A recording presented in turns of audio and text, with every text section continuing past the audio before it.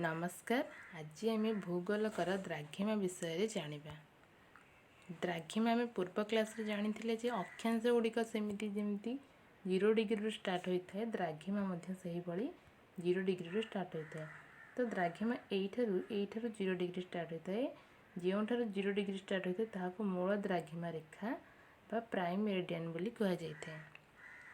यही भाव पूर्व को प्राइम मेरिडियन ठारू पूर्व को 180 द्राघिमा एवं पश्चिम को 180 द्राघिमा थाए।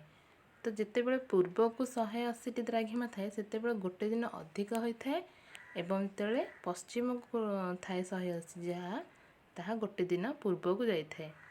ये जो अक्षांश एवं द्राघिमा युड़िक द्राघिमा एवं युड़िक अक्षांश यही जो पृथ्वी पृष्ठ रही है आनुमानिक भाव में यह जाल टाइप सृष्टि कर जालक कह जाए।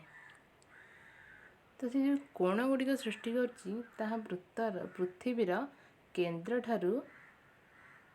ठारू ए लंगिट्यूड प्राइम मेरिडियन ठारू गार टाणिले ताहा जेकोसी स्थानर गोटे कोण जहाँ भी सृष्टि कर पृथ्वी उपरे धन्य ये गोटे देशटे अच्छी तो यह प्राइम मेरिडियन एटा एवं यह तार पृथ्वीर पृष्ठभूमि जेकोसी देशर पृष्ठभूमि तो यू जो कोणटा सृष्टि कर देशर ताहा लंगिट्यूड आउ दिन ईस्ट रे अच्छी ना वेस्ट रे अच्छी ताहा देखा पड़ो। यही भाव समय निरूपण कर देखिपे ये 0 डिग्री हेले ये तक 180 ईस्ट एवं ये तक 180 वेस्ट एवं आम भारतर लंगिट्यूड केते जानिबा। यह लंगिट्यूड 68 डिग्री 7 मिनिट ईस्ट लंगिट्यूड रू 97 डिग्री 25 मिनिट ईस्ट पर्यंत अवस्थित एवं यह लैटिट्यूड 37 डिग्री 6 मिनिट नॉर्थ एवं यह दक्षिण रे 80 डिग्री 4 मिनिट नॉर्थ लैटिट्यूड पर्यंत अवस्थित।